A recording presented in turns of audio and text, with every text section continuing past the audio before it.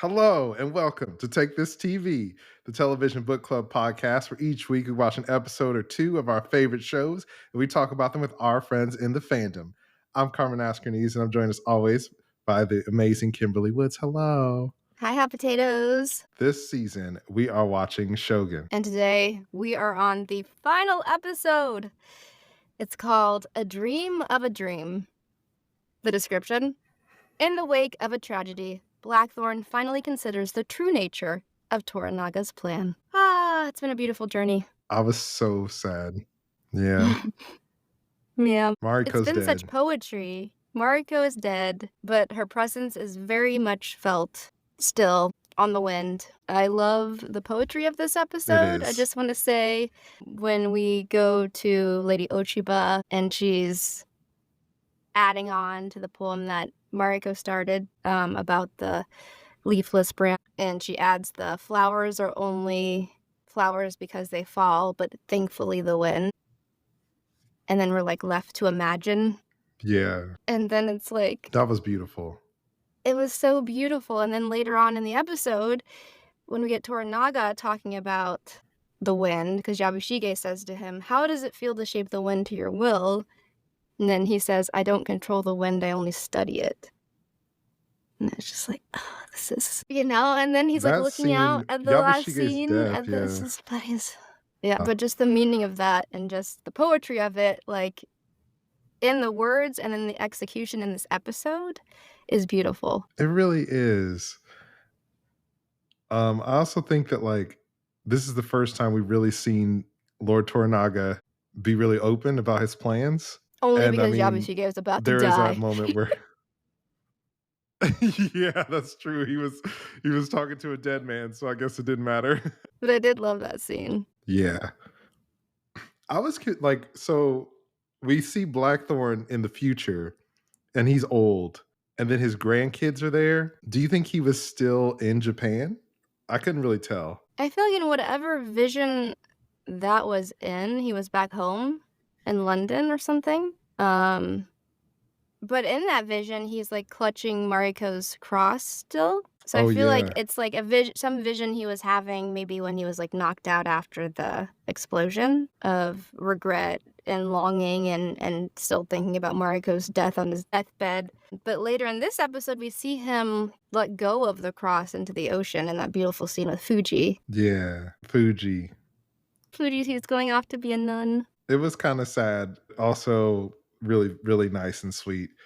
I'm glad that they had that final moment together on the boat. Mm-hmm. It was really beautiful, where she got to spread her family's ashes too, and he was there with her. I love how in the beginning she was like, "Oh, are you going to like row me to my?" She thought he was gonna like go row her to become like to the monastery or to the abbey. Yeah. What did you think about Blackthorn and Martine sort of having a moment of peace amongst the two of them, and Albedo like honoring Mariko's wish? I love that. I love that right before that we got to see Blackthorn praying over Mariko, and then kind of questioning like, why basically the divisions between like Catholicism and Protestant and, like, what does it really mean? Because I was just praying to a God at that time, not yours, not mine, just, God. And so I like that whole discussion and that kind of putting aside of their differences for Mariko. And also seeing Martin's reluctance to admit that the reason he actually was like letting him go was because of Mariko's wish, because that was what she had asked of him to like save Blackthorn. So I really like that moment. And then later we find out the cost was save Blackthorn, but like destroy his ship. Yeah, I thought that was like one last, wish from Mariko was for him to stay, and I thought that was really sweet. And also to give Also, up it's his like there's war. nothing for him back home. Yeah, and to give up his senseless war against his, Catholic enemies. And I like that we see that in action, because sometimes I was wondering, like, it seems like they were lovers and we got to see their love story, but that seems like it would have been a divide for them in a way. And we don't really Mhm. see it. I mean, Mariko's good at getting behind the eightfold fence, so we don't really see that, like, bother her that much, like, visibly on screen, so the fact that it's like, no, she actually gets to we get to see her will in that way as far as her not wanting that. I liked that. Yeah. I did too. And I also I was like, I knew Lord Toranaga had something to do with this. Actually burned it himself. What did you Were think? you happy to see Yabushige fight? Eat it? Yeah. Yeah. I felt like after the last episode, we knew he had to die for what he did, and so I was happy to see him have to pay that price, but I did love the scene, like you were saying before, between him and Toranaga. Um, and I was reading an article too where they're talking about filming of that scene, and because they did it at sunset, they didn't get a lot of takes, but I feel like they had, like, one close-up of Hiroyuki Sanada's performance or something, but they were talking about just how amazing it was, and, like, it was hard to know when to cut away from him and, like, how to edit that scene because both the actors in the scene, like, gave such great performances, even with the time limit of the sun setting. Yeah. I mean, just people at the top of their game for sure. Yeah. I love the smirk too, like, the look that Yabushi gives Toranaga, and then Toranaga smirk before he seconds him. Yeah. Yabushige remained the cunning fox till the end. I also love that he does, like, we kinda mentioned this before, he does let him in, and always, like, Yabushige has been like, "Please, please, Toranaga, let me in on your plan, that's all I want, like, when are you gonna let me in on your plan?" Like, throughout the whole season, and so for him to finally get his wish of being let in a little bit. We also hear Toranaga talk about his wishes, like, I love sorry, I gotta back up first because we haven't talked about what Ochiba did and how she was affected by Mariko. We talked about the poetry she was continuing, but we didn't talk about the fact that she was like, "I am going to be generous in honoring Mariko to the fullest," when Ishido was trying not to respect the burial of Mariko, the Christian burial. But the fact that she wanted that, was going to honor that, and then we find out that she sends this letter to Toranaga about, she's gonna leave her son's, banners off of the battlefield on the day, so Ishida's left and his actions are going to be unlawful. It's like, she really was honoring Mariko. And I'm glad she, like, stepped up because we were talking about how cool it was when she came in and she was, like, this baddie and this, like, villain, but we haven't gotten to see so much of that since that, like, initial scene of her being really, really manipulative. That was really satisfying in this final episode. It was cool to see her finally make her decision and listen to the counsel that she got before that siding with Ishido was a mistake. Yeah. And I love that ship still, so I'm like, you can feel her love for Mariko. And I like that we don't get the war. Like, I like that that was, in a sense, Crimson Sky, as, Toranaga says. The battle has already been fought. The women have already accomplished it. We don't end the season with, the guy's war. And I'm like, I like that choice. I mean, I feel like we didn't need a big battle, and it's like the chess pieces moving, the clever tactics, the sacrifices that our heroes made. I think that in the emotional journey that everybody's been on was more satisfying. And I do like that this episode is more about people reflecting on everything that's happened and honoring Mariko and the aftermath of that instead of some kind of big grandiose finale. Mhm. Same. I also like that it does feel like Toranaga won, uh, because in his exchange with Yabushige, Toranaga asks, "Remember what Anjin said to me the first day we met?" Like, and basically it was like, "But if I win, like, then it all matters. It doesn't matter unless I win." And it really does feel like Toranaga has won.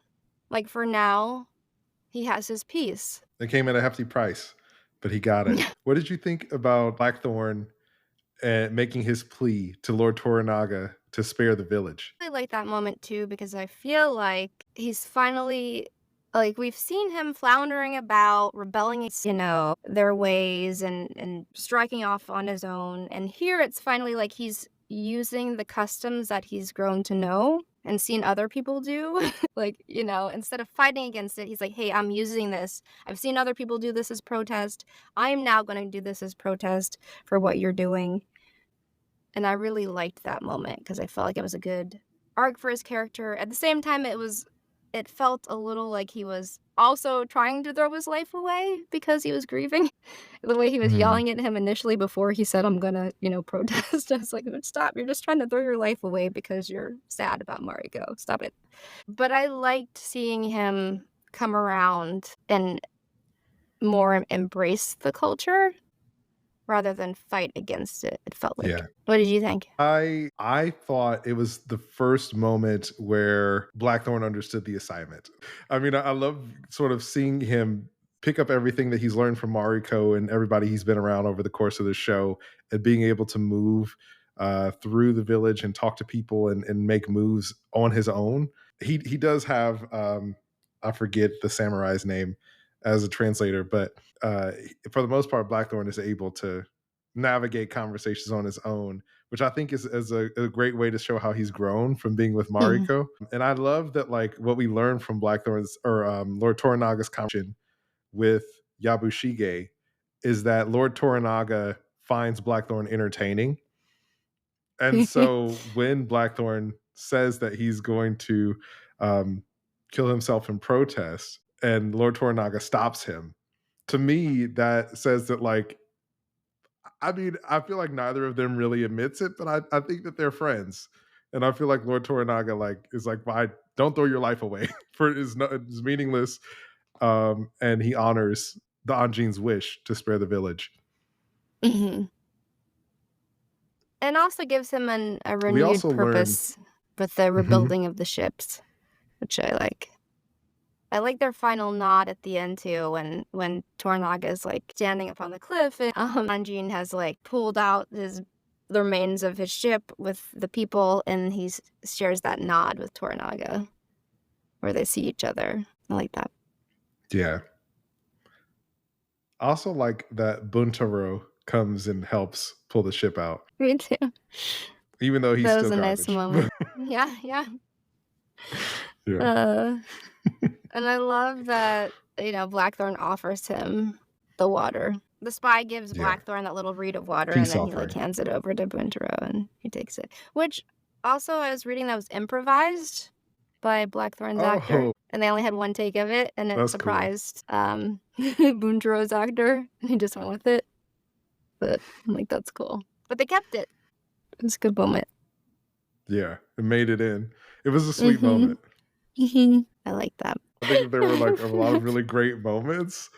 And I think Yeah. overall, just like reflecting on the whole show, I love the way that they told this story. I feel like we got insight not only into the characters, but also the culture. And we've sort of went with Blackthorn on the journey of being strangers in a new land to being someone who's a part of Lord Toranaga's camp and invested in everything that's happening. And I have to say, this is one of my favorite shows that I've ever watched. It's so good. And I feel comfortable like with this ending. Like if this was the end of it, I feel satisfied. But if they made more, I feel like I would also love to see more because I love these characters. What did you think? I loved it. This is one of my favorite shows. I've been enjoying it from week to week. The cinematography is stunning. Even in, I mean, every episode there's a shot that could be a painting. The acting is phenomenal. The writing, the attention to detail, is just breathtaking. So I've really enjoyed this journey. I think this ending is a perfect ambiguous ending, like, regardless of if we get a season 2 or not. If we don't, we can imagine, we can dream a dream like our characters are dreaming here, which is beautiful and poetic. Or, like, I'd also be happy to see what goes down. I was reading about the history that it's kind of based on. And in the actual history, there is, like, an era of peace for a little bit. Um, it does happen that they go to the battlefield. Ochiba's real life character does withhold the banners, and so, like, Ishido is unlawful. So there's peace for a time, and then eventually there is battle, and Toranaga's character has to be Shogun. So I don't know, that's the real life version. Who knows what happens here in the loosely based on it version. But either way, I've enjoyed the journey. I love all these characters so much. I'd love to be in a show like this one day, Carmen. It's been really, really beautiful to watch. So thank you all for going on this journey with us. Oh, We hope you've yay. enjoyed it. Let us know what you thought. We're at Take This TV on Instagram and TikTok. We're on Apple Podcasts, Spotify, or wherever you get your podcasts. Leave us a review. Thanks so much again. And remember, it's dangerous to watch TV alone.